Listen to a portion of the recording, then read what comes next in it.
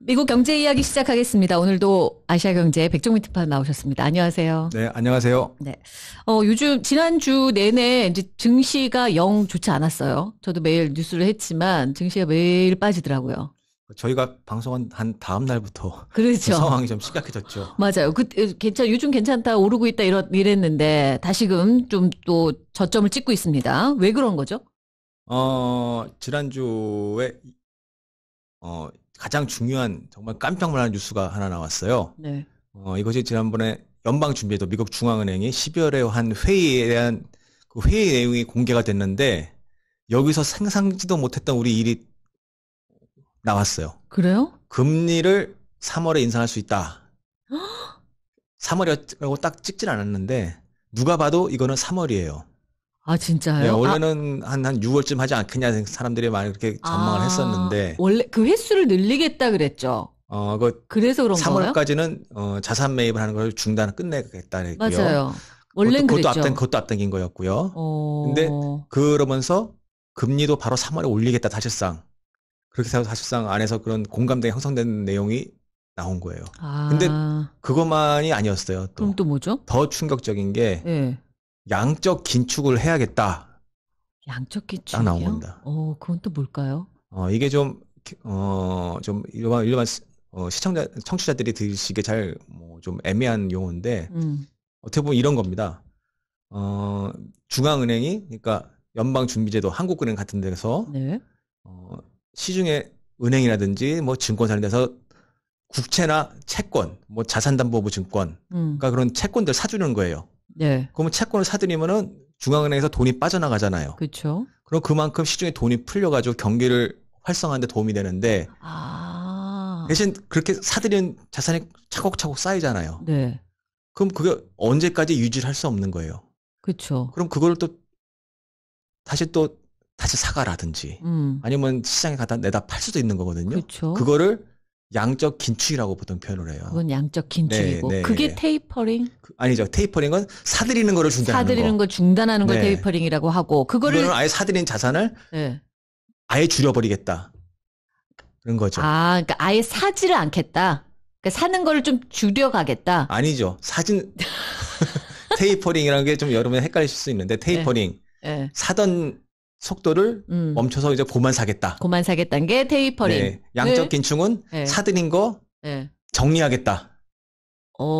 이제 내다 팔겠다. 네, 내다 팔겠다. 그 얘기입니다. 그 차이가 있군요. 네, 아주 엄청난 차이가 있는 거예요. 내다 팔겠다라는 건 그러면 시중에 돈이 다시 회수가 된다는 뜻이겠네요? 그렇죠.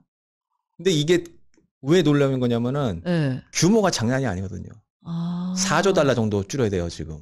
그래요? 코로나 이후에 4조 달러 정도를 사들였어요. 이게 사실은 시초가 2008년 금융위기 때 처음 시작된 거예요.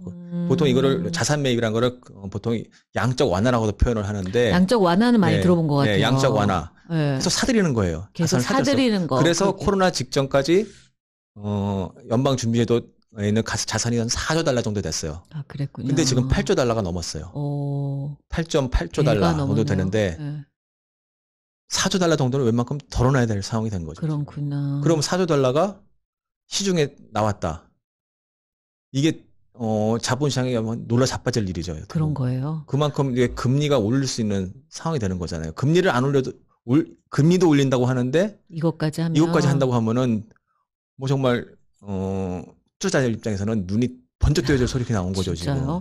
근데 왜 이렇게까지 하는 거죠? 그 정도로 심각한 건가 봐요. 인플레이션이 지금 이번 주 수요일에 발표되는데요. 네. 지금 지난 11월까지가 지금 6.8%였거든요. 네.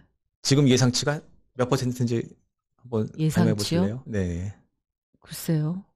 지금 7% 나오고 있어요. 예상치가. 네. 이게 더 나올 수도 사실 있거든요.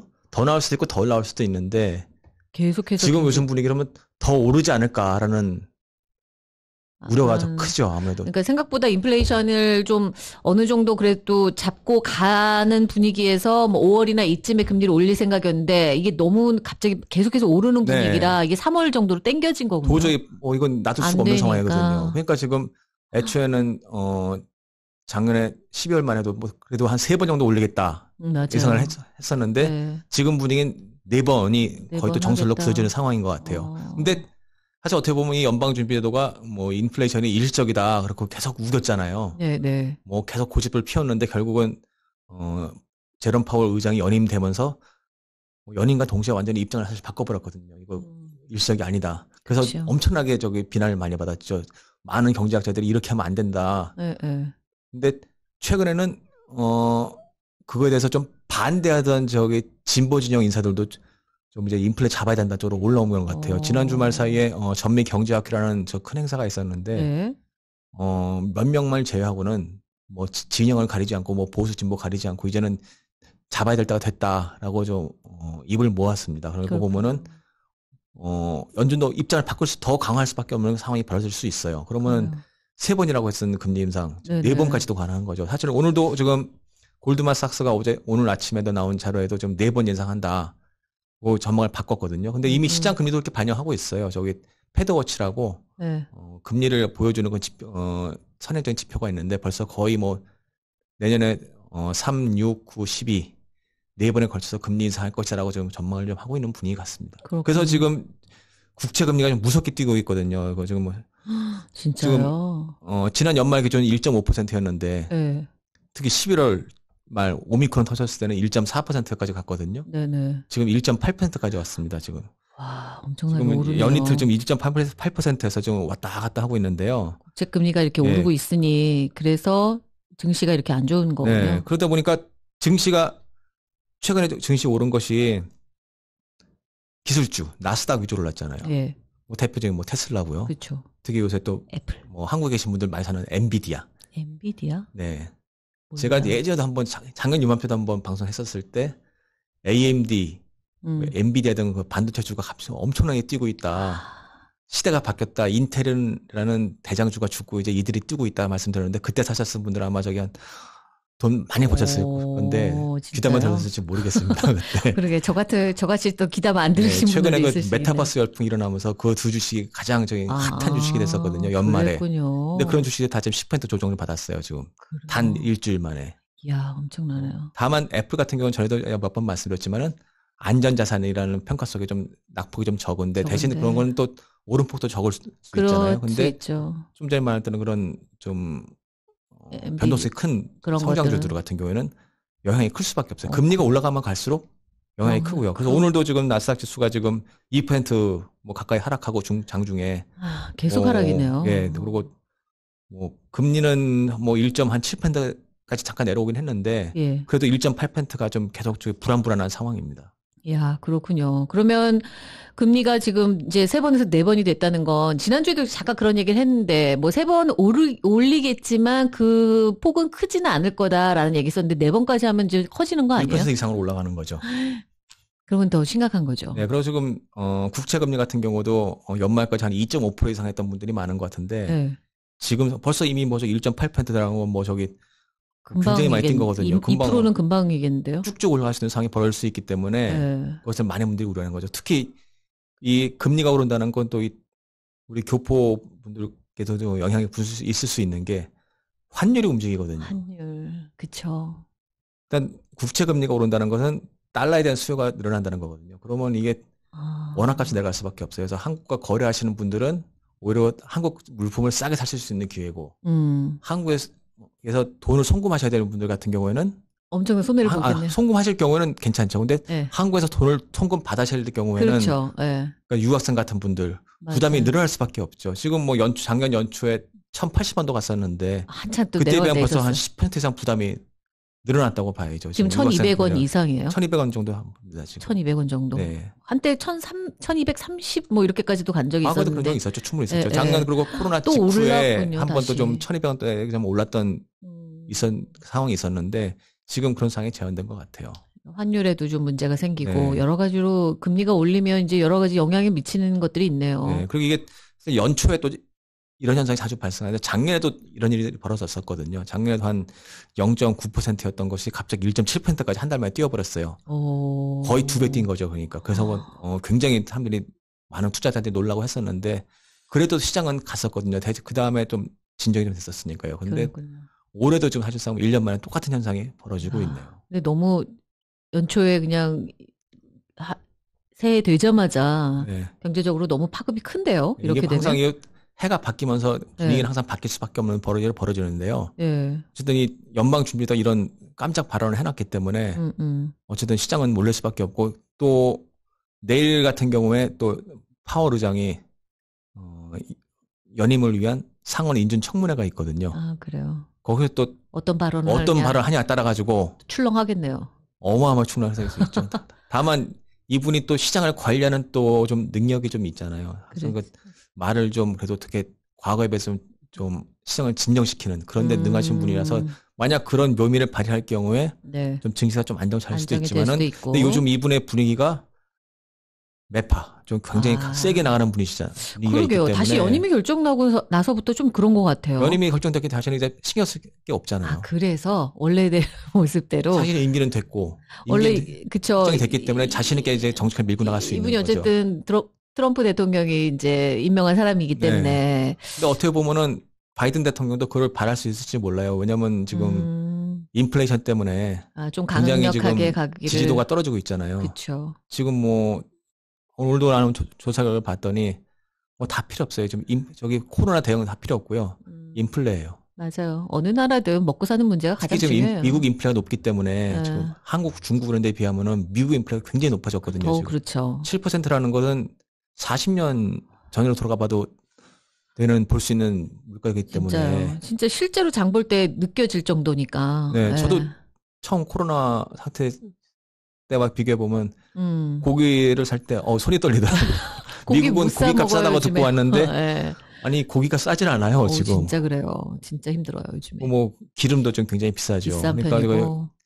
또 렌트비도 점점 올라가는 분위기고. 맞아요. 지금 대부분의 많은 분들이 좀 삶이 좀 팍팍해지지 않느냐 그런 걸 그 상황을 좀 대비하셔야 되는 일이 있을 수 있을 것 같습니다. 이렇게 그러면 금리를 올리면 확실히 그런 물가들이 잡히긴 잡히나요? 잡히죠. 왜냐하면 투자가 줄고 금리가 올리면 일단 비용이 많이 들잖아요. 내가 투자할 수 있는 비용이 수요를 줄이기 위해서 하는 거니까. 수요가 줄면은 당연히 물가는 낮아지고 있을 수 있는데 다만 문제는 이 기름값 같은 경우에 뭐 단순히 수요만 준다고 좀 상황이 해결될 게 아니거든요. 최근에 뉴스상에도 많이 보도가 되는 카자흐스탄 사태. 오늘 또 미국과 러시아가 또 대화를 했지만은 이 러시아와의 갈등 이런 부분들이 다 유가에 영향을 굉장히 미치는 부분이거든요. 그렇군요. 일단 유가가 안정이 안 되면은 미국 같은 경우에는 뭐 지금 태양광 산업과 뭐 전기차를 육성한다고 하죠. 일단 기름값이 비싸면 물류병이 치솟기 때문에 미국은 다 트럭 아닙니까? 그렇죠. 트럭 비용이 들고 그리고 다 이 대중교통이 없으니까 다 자동차 끌고 다니시잖아요. 맞아요. 그 비용이 벌써 수십 %가 올라가는데 맞아요. 앞서 발송에서 말씀드렸지만 혹시 기름값이 갤런당 4달러까지 올라갔다. 벌써 지금 20%더 오른다는 얘기인데요. 그러면 이건 대통령 지지도에도 뭐 당장 중간 선거에서 패한다고 해도 뭐 아무 뭐 의문을 달 수 없는 그런 상황이라고 보시면 될 것 같습니다. 물가와 유가를 동시에 다 잡아야 되는 거군요. 네, 근데 유가를 잡기는 지금 바이든 대통령의 지금 외교 정책을 보호하고 저기 푸틴 대통령의 행동을 보호하면은 쉽지 않은 것 같아요. 그런 거는 특히 또 러시아 같은 경우에 카자흐스탄에도 지금 군대가 진입을 했거든요. 그 사태를 빌미 삼아서 그런 경우에 지금 뭐 푸틴 대통령은 바이든 대통령에 대해 가지고 좀 굉장히 좀 만만하게 보는 성향인 것 같아요. 그럴 경우에 이게 바이든 대통령이 뭐 강력하게 대응하겠다.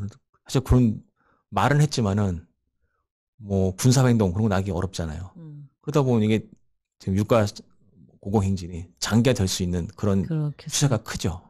그렇게 유가가 높아지면 물가 아무리 금리를 올린다 하더라도 막 또 그만한 영향력이 없을 수도 있겠네요. 그럼 사실. 그럴 수도 있어요. 그래서 일부에서는 일부 학자들은 공급망 문제다 얘기를 하는데 그래도 일단 7%가 된다고 하는 거는 그러니까요. 굉장히 좀 우려스러운 일이죠. 다만 그 7%가 이제 올해부터는 어차피 이미 작년에 올랐던 부분이기 때문에 분명히 떨어지긴 해요. 네. 왜냐하면 작년 동기와 대비했을 때 7%였으니까 이미 올라가 있는 수준에서는 이제 올해부터는 전년과 대비했을 때 상승률이 떨어질 수밖에 없죠. 그렇군요. 그래서 뭐 연방준비제도는 뭐 2점에서 초반 정도 내려올 거라고 하는데 그래도 아직은 상승률이 좀 높을 수밖에 없는 상황입니다.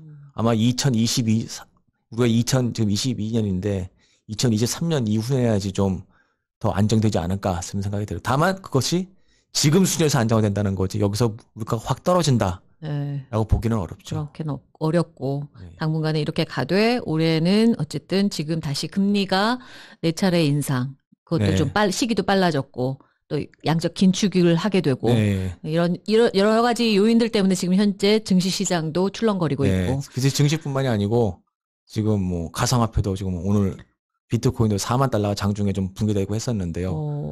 그러니까 이거 모든 우리 경제 현상에 다 영향을 미쳐주시는 사안이기 때문에 청취자 여러분들도 꼭 그런 걸 기억해 두시고 사업 계획 아니면 무슨 뭐 여러 가지 자금 운영 계획에 분명히 꼭 참고를 하실 필요가 있을 것 같습니다. 그렇겠네요. 괜히 이거를 이런 걸 모르고 있으시다가 나중에 하게 되면은 그럴 수 있어요. 알고 대응하는 것과 모르고 대응하는 건 틀리지 않습니까?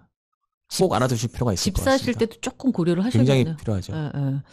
그런 상황입니다. 올해 경기 전망 한번 해봤고 요즘 상황이 별로 그렇게 좋지 않다는 거 짚어봤습니다. 미국 경제 이야기 오늘 여기서 마치도록 하겠습니다. 지금까지 아시아경제 백종민 특파원이었습니다. 감사합니다. 네, 안녕히 계세요.